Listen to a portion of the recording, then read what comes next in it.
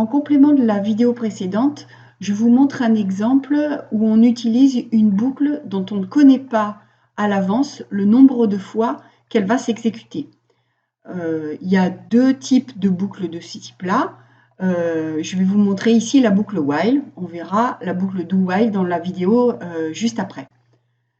Ces boucles-là, ce qui va se passer, c'est qu'en fait, quand on démarre à répéter les instructions, on ne sait pas combien de fois on va les faire.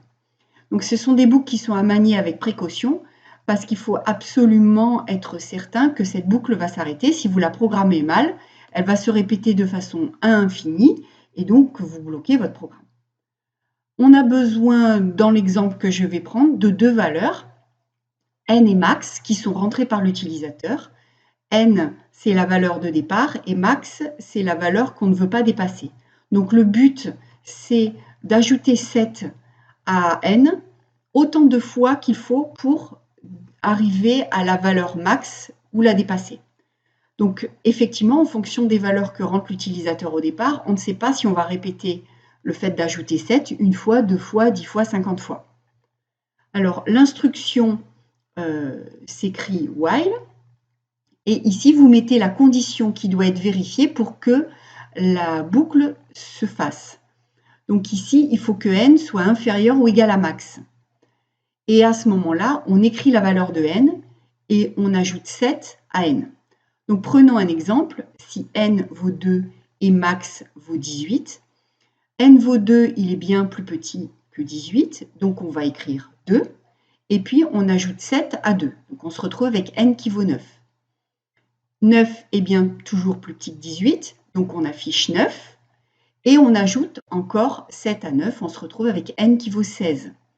16 est bien plus petit que 18, donc on va afficher la valeur 16. Et on ajoute 7 à 16, et donc on se retrouve bien avec une valeur, cette fois-ci, qui est plus grande que 18. Et la boucle arrête de s'exécuter, donc on sort de la boucle. Et comme on a fini le programme, le programme est terminé. Alors, attention, lorsque vous programmez une boucle de ce type, pour éviter qu'elle se répète infiniment, il faut, première chose, un compteur de boucle. Ici, c'est n. Et ce compteur de boucle, vous devez vous assurer que dans les instructions qui sont répétées, cette valeur de compteur de boucle change à chaque fois que la boucle se répète et change dans le sens où la condition d'arrêt va être vérifiée. Je m'explique. Si à chaque fois que vous changez la valeur de n, vous lui enlevez 7, n devient de plus en plus petit et donc n'a aucune chance de dépasser la valeur de max. Donc, attention quand vous programmez ce genre de boucle à bien le faire fonctionner peut-être à la main comme je viens de le faire pour vérifier que votre n bouge et va atteindre la condition qui permette de sortir de la boucle.